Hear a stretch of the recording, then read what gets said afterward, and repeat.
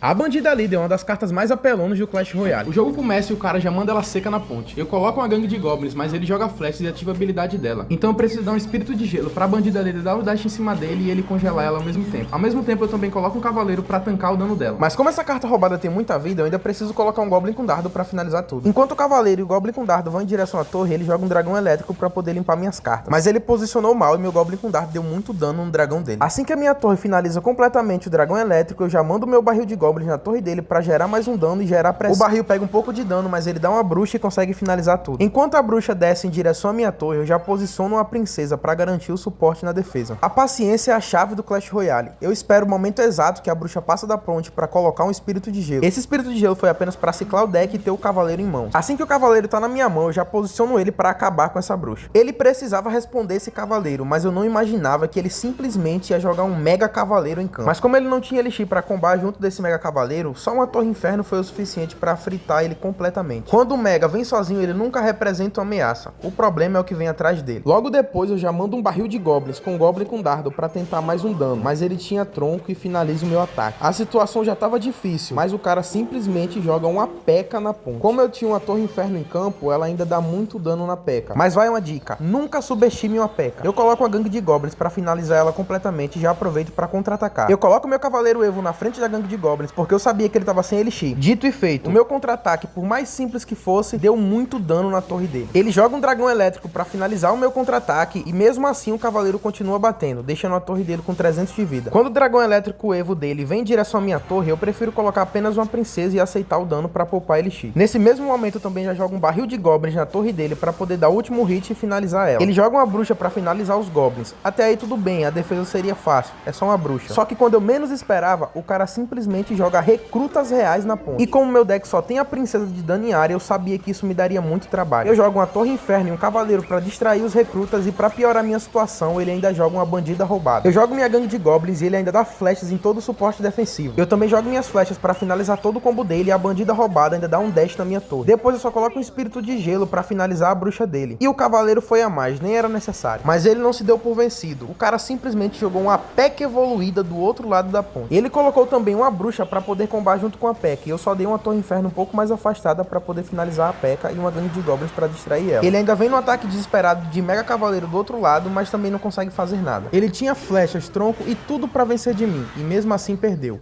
Logbait amassa a Bandida Líder.